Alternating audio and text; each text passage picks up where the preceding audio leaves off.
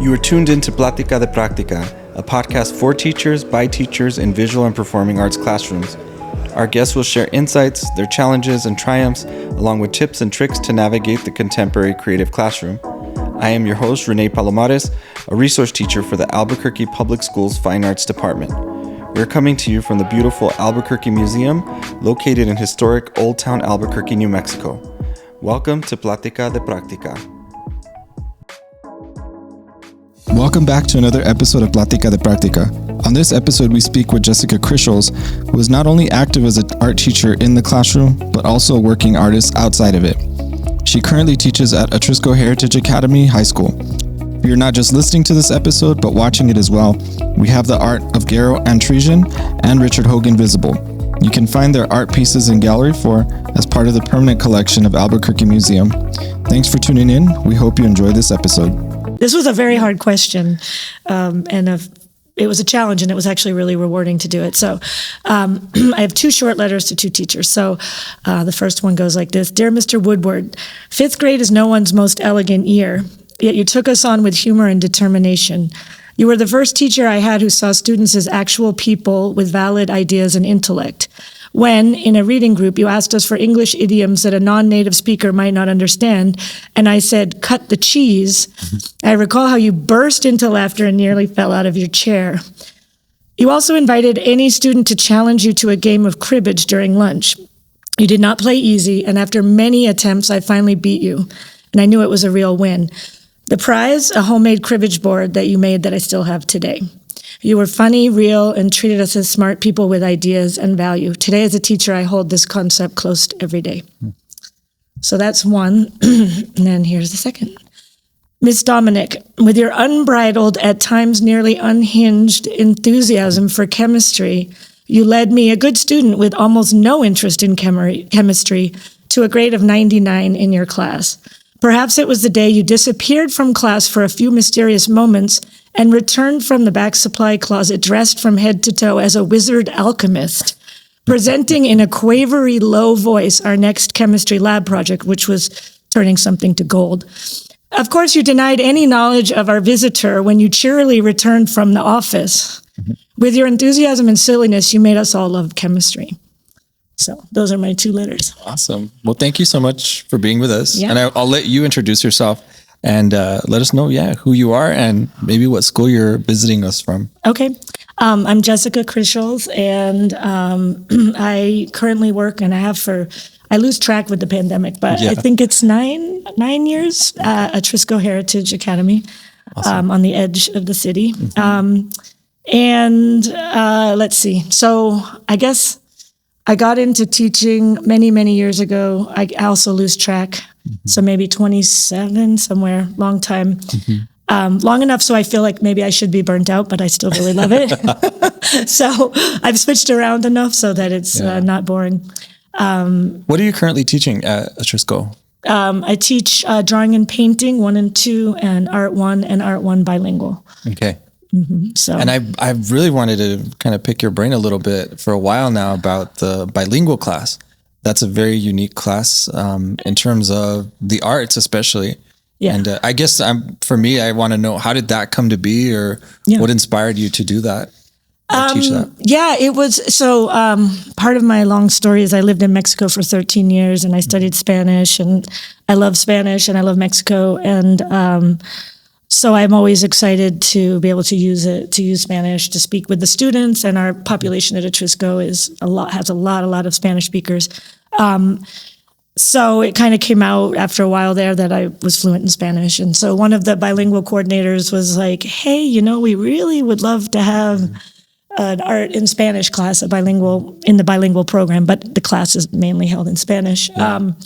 And so she was kind of hounding us on it, a couple teachers, and the hurdle was finishing all the paperwork and doing the prueba and doing to get bilingual certified. So I had the skill, I had to take one more class and blah, blah, blah. So, and then finally I got approved, and she really pushed it through the district and said, we're doing this. And the challenges have been that there's absolutely no curriculum and there's very few resources. As I think I've talked to you about this, but even just I'd love some just books in Spanish about prominent current, Latin American Spanish culture artists, and like it's very hard to find. So I kind of have to make everything up. Yeah. So or put it together, I guess. So I have several questions actually, sure. But as you mentioned that, so how do you go about doing it currently? Like, are you just going online, finding people that are relevant or prevalent in Mexico? And I mean, obviously we have the art historical people like Diego Rivera and Frida Kahlo, but like I can see how when I was teaching, the contemporary artists were really my way in with students. That seemed to be more interesting to them because it was relevant. It's happening now. These people aren't dead or whatever the case may be. Yeah, or they haven't, like Frida Kahlo, especially Frida, they've heard about her a lot. Yeah. So it's like, but what else and who else? Yeah. So I'm curious, like, how do you go about finding content? I kind of, I've this is my third year teaching it. So what I've kind of ended up doing sort of organically was the first half of the year, we kind of do a lot of like cultural, not quite craft, but more sort of traditional culture projects. So huge paper mache masks, things for Day of the Dead, like not quite handicrafts, but like sort of more cultural as opposed to artist based. Yeah. And they really enjoy that. Like right now, we were brainstorming what they wanted to learn, and some of them, I said, look around and see what you see. And they said, oh, those masks, those are so cool. I've never done that. I really want to do that. So they really do like that, because a lot of them have come from Mexico young or were not born in Mexico. And they know these things about the culture and things that happen, but they haven't done it. They haven't had a chance to participate in some of the things. So, and so the other question I had was in terms of the like credits, and would this class obviously has to be like students should be able to take this class and receive like a bilingual seal or credit towards that. I think they include it in there. And so don't quote me on this. I believe it counts as part of sort of their overall bilingual seal, but it's not like a specific credit that they need. Yeah. I think they can include the work they do in the... Which is awesome, because it could be an art class and it doesn't have to be another class, because typically, and I've seen at other schools, right? It's more of your languages, math, science that are bilingual, and then they count. So it's awesome that students at Atrisco have this option of, hey, I can take this art class and it actually goes towards my bilingual seal. Well, and the kids, the idea of it with, at the time, Jessica Krichels was our bilingual coordinator, was also to create a class that maybe for those kids who weren't sure if they could do the bilingual seal, because it wouldn't be as academic. So it could be more casual if they weren't as confident in their written Spanish or things like that, they would be able to do the class. So it was almost like a gateway class too. That's awesome. It's just good to have those options, I think, for students. And I was able to visit your classroom last semester. Right. So I can recall the masks, and I recall like some of the projects, and I visited your bilingual class as well. That's right. Yeah. So it was cool. Fun. It was cool to see students, right? Like that by choice, they're in that class. Yeah. And they're I mean, it was a full house. So. Yeah, it is. And the second half, I've started sort of focusing more on concepts from different artists. So kind of the second half is like, let's look at what this artist has done, and then creating work somehow relating to it. So that's awesome. Yeah, it's fun. Yeah. I kind of am always changing it, because, that's how. And I think that's the nature. There's no set curriculum. Yeah. So. And across the district, it's one of those things where, and I feel like the students at times, right, where we give them projects and it's like, the autonomy piece, you can do whatever you want. And for some kids, it's really good. Yeah. Like they're like, I can do whatever I want. And other kids are like, they're like overwhelming. Yeah. So there are moments, I think, like when I was in the classroom that would happen where, I can do whatever I want. This is great. And then the reality sets in. You're like, oh, wait, like you need to think about supplies. You need to think about the health risks with these supplies. You need to think about all the amount of students that I need to worry about with this project. So. Yeah, that's a hard one. Always doing whatever you want, like guiding them to that. It's a hard thing. Like adults have a hard time doing that. Like as an artist, as an adult, you're like, I can do whatever I want. And then you're like, crap, what does that mean? What do I want? Yeah. So speaking of artists, and I know you do a lot outside of not just like the classroom for the classroom's sake or for students, but also like in your own personal life, because you have a gallery as well, and studio gallery, workshop space. Yeah. That's awesome. Yeah. So Remarque Print Shop, we're 3 owners. And I was involved with it as a member, an artist member, for printmaking. So we focus all on printmaking. Every type of printmaking except lithography, because that's a tamarind. Yeah. So it's been about 8 years now that I'm a co-owner. That's my extracurricular time. So it's we run it, and then we attempt, all of us as owners, to actually make our own art as well. And it's been a huge part of my life. It's like the after school and weekend part of my life. So. And I kind of chuckle inside when you do the extracurriculars, because you also have the drawing classes that you guys offer. Yes. And that's been, I think, a hit for you guys, but you've also spread out to other schools in the district recently. So I don't know if you want to tell us a little bit about that. Yeah, totally.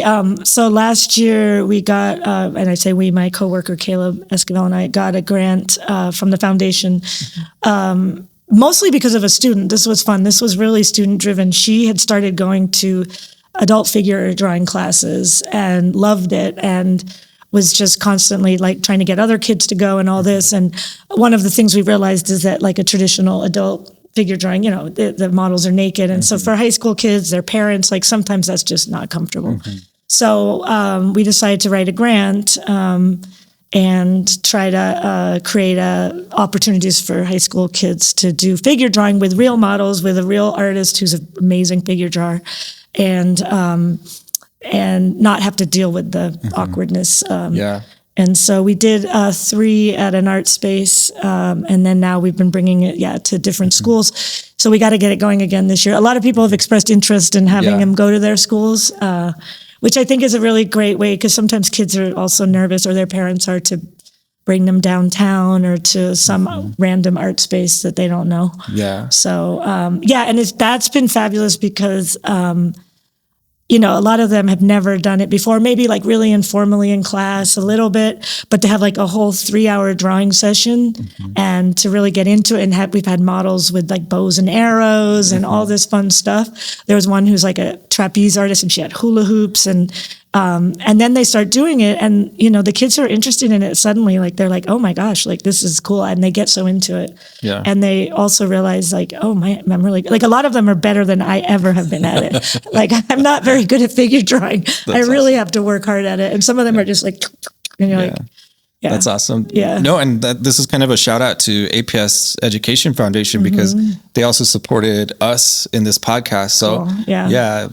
And I mean, a huge kudos to the community that sends money their way. And this is my 5th grant, I think, from them. And I can only say good things, because they've just made so many things possible. So, it's great, because again, it gives kids an opportunity to do stuff outside of class. And the big thing now, I think, is connect with kids across the city. So you actually came up in conversation a few days ago. I had a conversation with a few teachers, and they're doing an after school like art program. So they were like, I'm like, we need to get you in touch with Jessica, because I think you guys, and I think they actually have reached out. So it'll be cool. Interesting. I'll make a look. I'll look for it. Yeah, we really want to bring it out, because it's fun too when kids from different schools, which started to happen, we're coming and starting to make friendships between the different schools. Like, kids kind of do that with sports and stuff. They get to know other kids, but like having it happen through art is cool. Yeah, and that's the beauty with what you're doing, because I know of several kids from other schools that went out to Atrisco to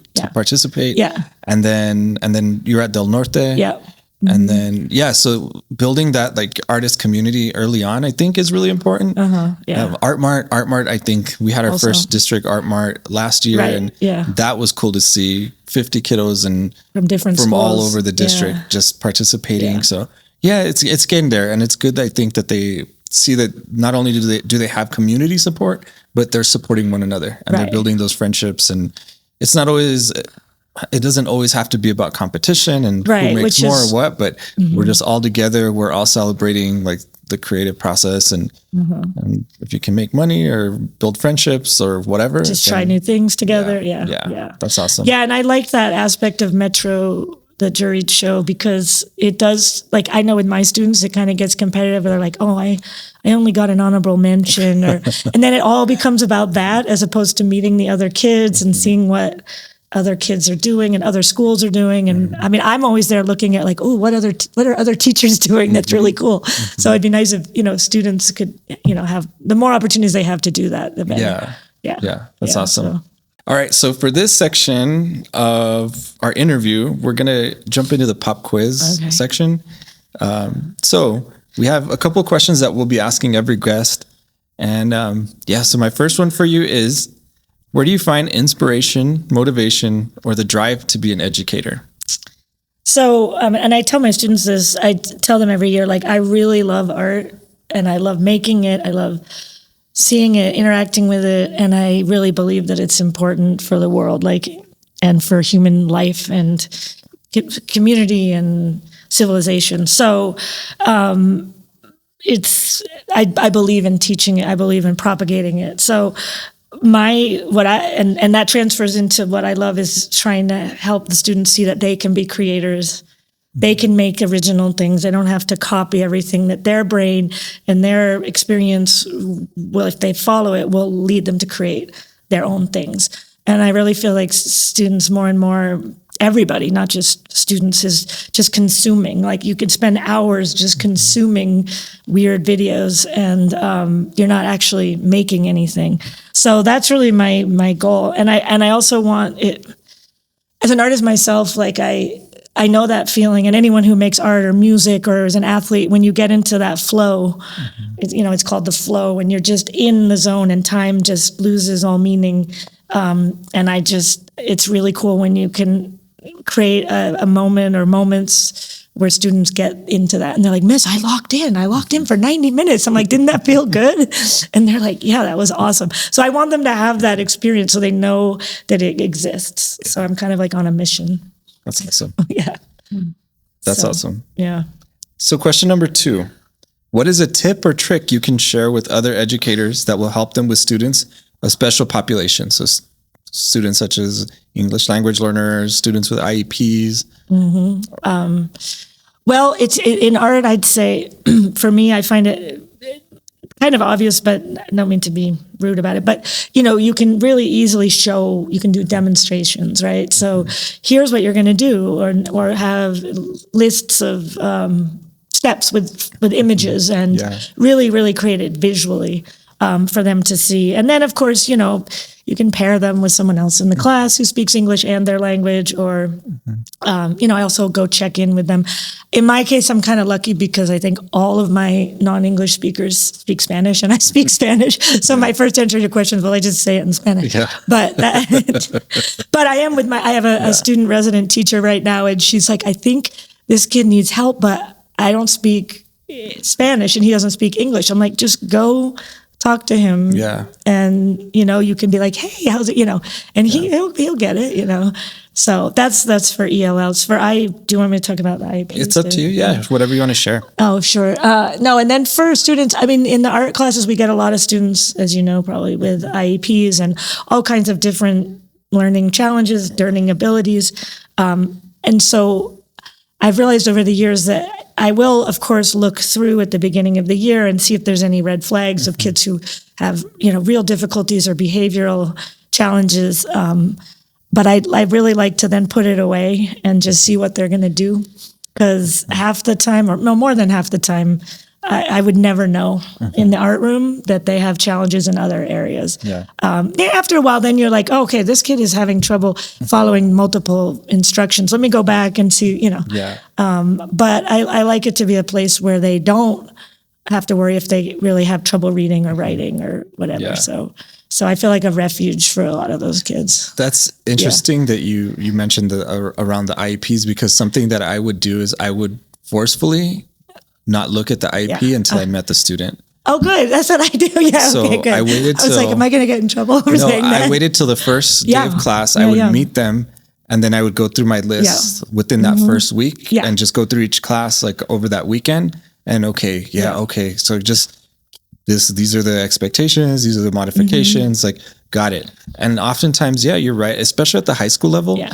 I feel like some of those items listed were maybe from like Very middle outdated, school or elementary, and they keep them, and rightly so. I mean, they have the right to do so, but I think I didn't want that to like taint your change my perspective, and yeah. that they don't have an ability, or they do, or whatever. Right? I really wanted to get to meet the students first, and then develop that relationship at least within the first meeting, right? Like at least get a better understanding of who they are. Because again, I think in art classes, there's a lot of kind of community building early on, especially because of all the changes. Yeah. Within the first week, we have kids that are there for 2 days and then they're gone, and they switch their schedule, and we get added another kid. And so there's a lot of movement, and it seems like it doesn't settle down till about getting there. Second month of school. Yeah, we're getting there just now. So, and that's exactly true. And I've had more than once, like so many times, I'm sure you had too, where I'm like, finally they'll be like, we need information for the student, how they're doing in class. And then I'll be like, wait, they must be in the gifted program. I'm like, and then it's like, oh no, they have issues reading or whatever. And I never would know. I'm just like, this is the most brilliant kid I've ever known. And they are, but so often, they're always judged on certain skills, and then what happens, the labels that we put on them, or whatever. And okay. Yeah, no, I that's funny. I do the same thing. So question number 3, what has been a highlight project or activity that you have done with students that you are most proud of? That's a big question. I've been teaching a long time, so I did prep a little, because I was like, I don't know what to say.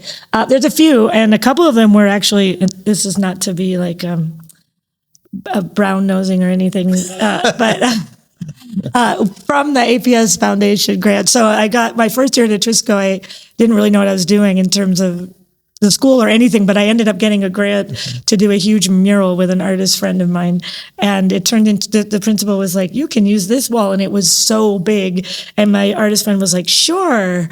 And anyway, it was a crazy project that took way more time and money than, but we actually did it on like a Pellon. So we didn't do it on the wall. He has a system where he does it on like almost like wallpaper strips. Yeah. So that was amazing. It ended up being monumental, like 50 feet by, I don't know what. Wow. It was huge. Is it still there at the school? Yeah, it's in the cafeteria. Yeah. Oh, wow. Okay. Yeah. It's pretty cool. It's about their heritage, and it's really beautiful. So that was cool. Is it up the staircase? Is it that by one? the library? Yeah, as you go to the library. Yeah. Maybe I feel like we have seen it. You probably have some adventures around campus there. So yeah, it's right in the cafeteria by the library. Okay. Yeah, I think I know where it is then. Yeah, okay. It's the only one that was done with, like, the rest of them are sort of like commission things. It was student done. And then I had a great project we were doing with the drama teacher right before COVID. We got a big combined grant to do like giant puppet making, and like there was going to be a whole parade, and there was going to be music and like a show like Bread and Puppet.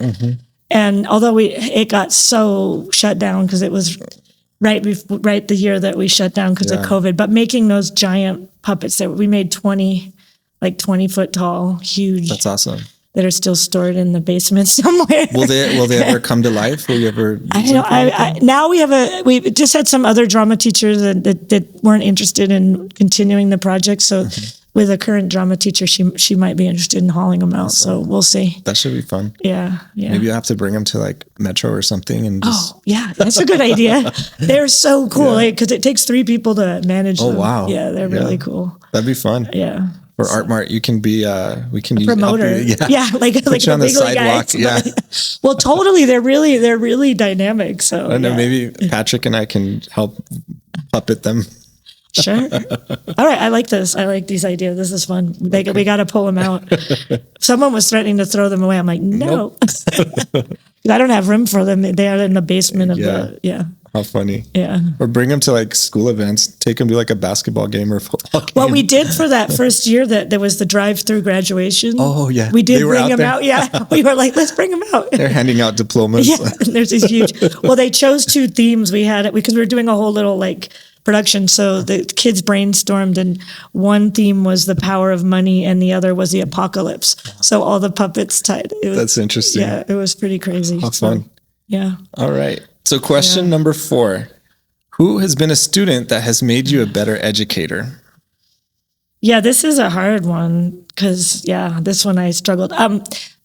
I had a student many, many years ago when I was teaching in Mexico who was, you have some of these students who are just like, this kid is so beyond me. Like, I was young too, and he was like just brilliant in conceptual and skill and the sweetest kid. And he was a challenge in that I was just like, what can I possibly, how do I help him in any way, but I was also lucky because he was the sweetest kid and super grateful and would take anything that, and so that was a big challenge. And I think it's a lot of teachers, we come up against that. Like, wait, this kid is already, what's my role, right? What do I know? Teach them. And very sweetly, years later, he ended up going to illustration at Savannah College of Art and Design, but then he switched to film.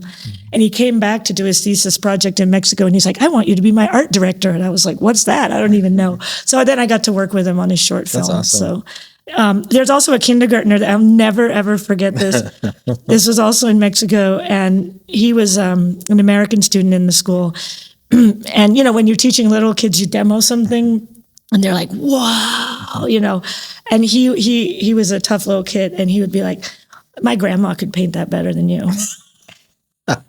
My grandma's an artist and she's a better painter than you. Yeah. And I was like, he's like 5. And I was like, well, maybe I don't want to paint like your grandma. Like, I was like coming back at him. I was like, and then I was like, okay, this is a good lesson. Like, whatever. It was just funny. And so over the year, finally, I remember there was one time where I demoed something and he's like, now that's what I call real art. Oh, wow. And I was like, I've made it, the 5-year-old. Yeah. But it was more like of a lesson in like how as a teacher, your pride. Yeah. Yeah. I'll share a quick funny story. Yeah. At Albuquerque High, when I was teaching ceramics, I remember there was a student, and it kind of like stays with you. It's kind of like a burn, but it's. And mine was from a 5-year-old, so you're like, dang. Well, this student was. I was demoing something with the wheel, and she's like watching, and I told her, or I was telling, it was a group of them. There's probably like 8 students around me, and I was like, yeah. And if you look at like potters, like man, their arms are like ripped. They just have their muscles. They're so strong. Mm-hmm. And then she tells me, so why are your arms so skinny? And I'm just like, So it reminded me of your kindergartner. You're like, well, clearly I'm not potting enough. My background's in painting and drawing. But when you get your hackles up, and you're like, wait a minute, just back off. That's funny. Oh, that's funny. Yeah, you're always going to think about your skinny arms. I'm always going to think about his grandma. So my last question for the pop quiz section is, what advice would you give your younger teacher self? So I was what you would call, or I started calling myself an accidental teacher because I didn't study education or anything. I studied art and music and literature and Spanish and everything except education and math and science. And so I ended up I was taught at a private school, and then I went to Mexico and taught at a series of different private schools. So I didn't have any teaching credentials or any schooling or anything like that for like the first 12, 13 years that I was teaching. Mm-hmm. So then I did do a master's program that they brought teachers to international schools to help us actually get some credentials. But then getting that all certified when I moved to New Mexico was another story. But so I call myself an accidental teacher. So I just learned from other teachers and just experience. And I always liked working with kids. So that was natural to me. Mm-hmm. So my advice would be like, don't sweat your mistakes quite so much at the beginning, because if you care as a teacher, which most of us do, you could spend all night rehashing that one lesson that didn't go right. And I still have to or that one interaction you had with that kid and you're like, oh, I shouldn't have said that. Oh, I want to fix it. And you can't, right? So you can spend all night or all day or whatever, beating yourself up about it. And so my advice would be like, and I'm seeing this currently with a student resident teacher, it's okay. Like, it's okay. Like, they'll forgive you, own your mistakes, fix it the next time you see them. And it's okay. Because I think that can be really paralyzing as a young teacher. And similar to you, I think our backgrounds are similar in the like jumping to like public school. And I think for me, like you, like my background was in art, and I kind of got pulled into the classroom just because I was always working with kids, whether through a Boys and Girls Club, after school program. Oh, cool. I didn't know that. And so with that, I feel like I was picking up and learning from other teachers. Yeah. But we were talking a little bit before we started recording, and about teachers, especially like student teachers, finding their own teacher selves. And I think that's super important, is trust your gut. Yeah. You don't have to mirror what it is that you see from seasoned or veteran teachers. Yeah. Find who you are, develop relationships with your students. And I think that's like the truest, like most genuine teacher that you can be. Yeah, absolutely. And otherwise you're going to be uncomfortable. Yeah. Yeah. Definitely. I had that experience in my second year teaching when I was in Mexico. I was teaching language arts in a middle school in this little tiny international school where none of us were really very qualified at all. So we were 3 English teachers, and there was one on either side. And one was actually like a real teacher. She was from Texas, and she curled her hair, and she had bulletin board things, and she talked like this, and everything was great. And then on my other side was this guy who was kind of like, wait, I have to decorate the classroom? Like, what? And he actually ended up cutting out just heads out of a magazine and making a mobile. Like, that was his entire decoration. And that was exactly in that moment, I'm like, I don't know what I'm doing, but I am not her and I am not him. So I'm going to have to figure this out. It was actually like a perfect juxtaposition of personalities. So I totally agree. You have to figure out why you want to do it and then how you want to do it, and not copy everyone, because kids will see through it too. You know, we talked about that. They're the perfect filters, especially at the high school level. It seems like they can call a fake out a mile away. Yeah. So. Oh yeah, they can. It's their extra superpower. Well, we want to thank you so much for joining us, and I appreciate you spending some time with us, and we look forward to all the cool stuff that I know you're going to be doing this year. It's still early, so I know you're going to. I'm trying to keep it. I know.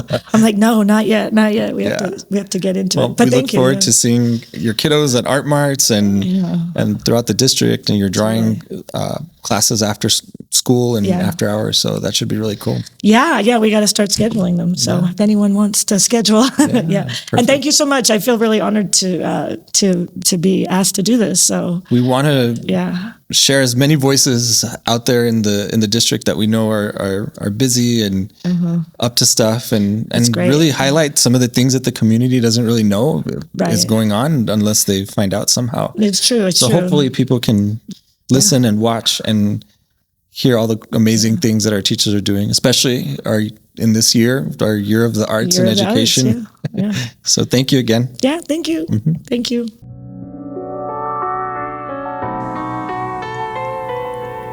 Thank you for tuning in to this episode of Plática de Práctica. Plática de Práctica is brought to you by the support of Albuquerque Public Schools Fine Arts Department, APS Education Foundation, and Albuquerque Museum. Plática de Práctica is recorded, mixed, and edited by Patrick Bear. It is produced and hosted by me, Renee Palomares. We appreciate you listening. Take care. Until next time.